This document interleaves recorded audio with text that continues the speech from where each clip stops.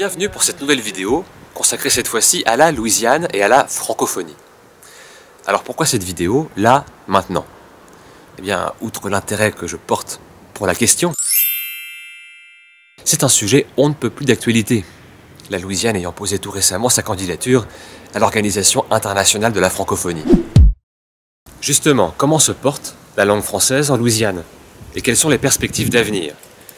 Eh bien, c'est ce que nous allons voir avec Scott Tilton, jeune Louisianais à l'origine de cette fameuse candidature. Mais tout d'abord, petit rappel historique.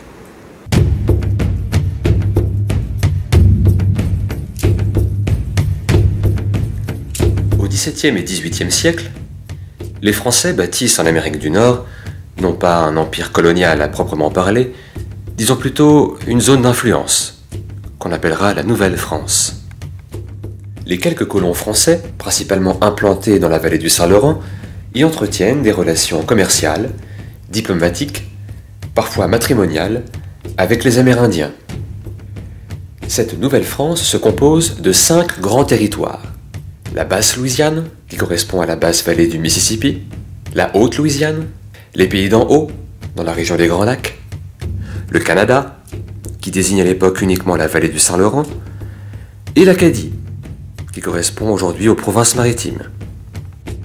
Malheureusement, les tensions constantes entre la Nouvelle-France et les colonies britanniques de la côte Est finirent par déboucher sur un conflit de grande ampleur au milieu du XVIIIe siècle. Conflit qui allait précipiter l'effondrement de la Nouvelle-France. Soucieux de parachever leur victoire, les Anglais organisèrent, à partir de 1755, la déportation systématique des Acadiens. Cet événement restera tristement célèbre sous le nom de Grand Dérangement. Au total, ce sont quelques 12 000 Acadiens, hommes, femmes, enfants, qui ont été déportés entre 1755 et 1763. La moitié d'entre eux moururent, de faim, de froid, de malnutrition. Quant aux survivants, eh bien certains, sans doute les plus acharnés, sont finalement parvenus à rentrer chez eux, en Acadie, comme le raconte si bien Antonine Maillet, notamment dans son roman Pélagie la Charrette. Mais d'autres ont choisi d'aller plus loin, de partir définitivement pour aller s'installer en Louisiane, pour y construire une nouvelle Acadie.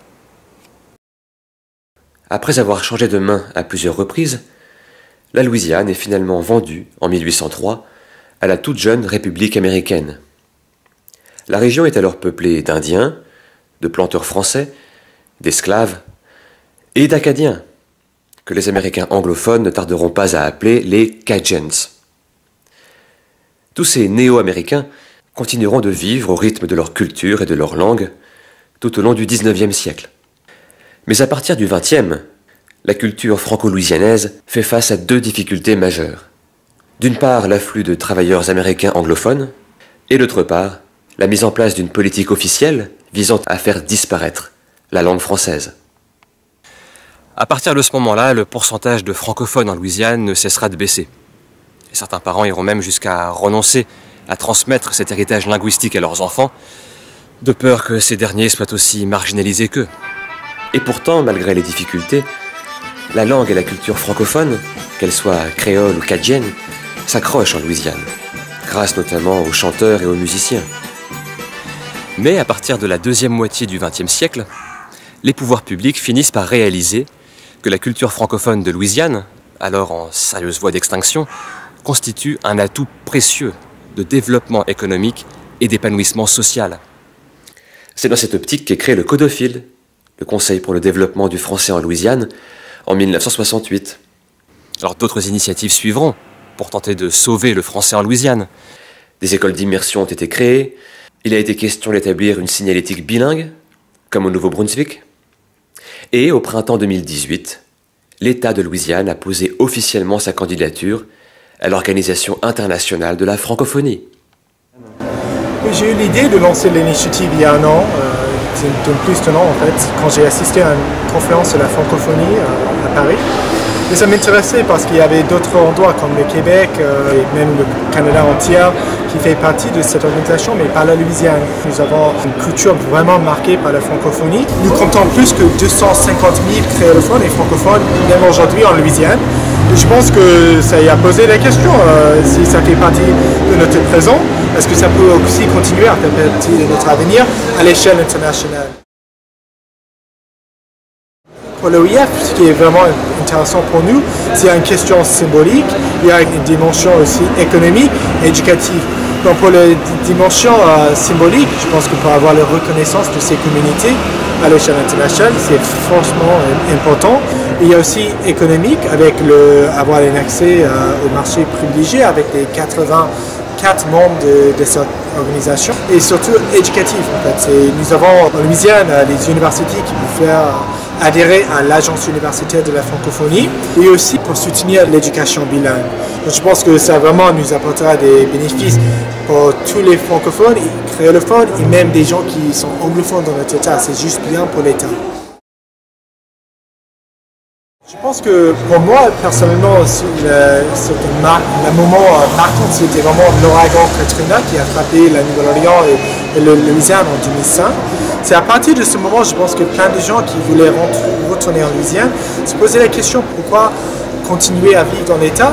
Et je pense que la réponse pour plusieurs personnes et pour beaucoup de monde c'est parce qu'il y a cet attachement à la francophonie. C'est une marque de notre culture qui n'existe pas forcément dans les autres États du Sud. Donc je pense qu'aujourd'hui, ce qui est vraiment bien, on a renforcé nos communautés après l'ouragan avec l'éducation. Donc on a fait l'éducation multilingue et on a fait aussi, ça devient un facteur cool pour l'État en fait. On chante plus en français avec la musique et tout ça. Donc je pense qu'en ce moment, il y a plus de gens qui parlent français. Il y a un mouvement pour apprendre le français. Il y a un facteur qui va continuer à augmenter le nombre de francophones et créolophones dans l'État. Donc je pense que ça fait vraiment partie de notre avenir et ça va renforcer les prochaines années. Oui, et je pense qu'il y a une base vraiment qu'on peut utiliser. Il y a déjà des lois qui rendent des services en français.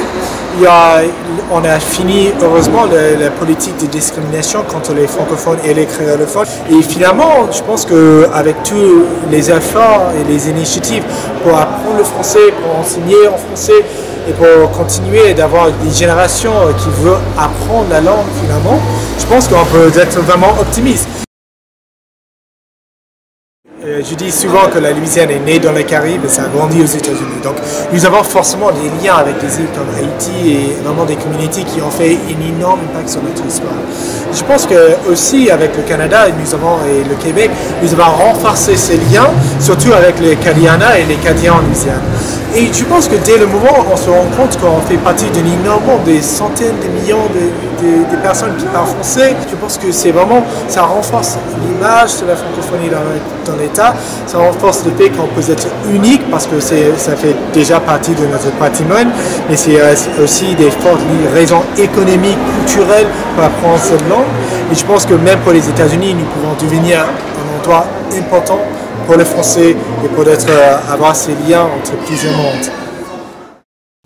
Voilà, et la perspective de l'entrée de la Louisiane à l'OIF est vraiment très enthousiasmante. Alors bien sûr, beaucoup de choses restent à faire, la situation du français est toujours très précaire en Louisiane. Mais ça bouge.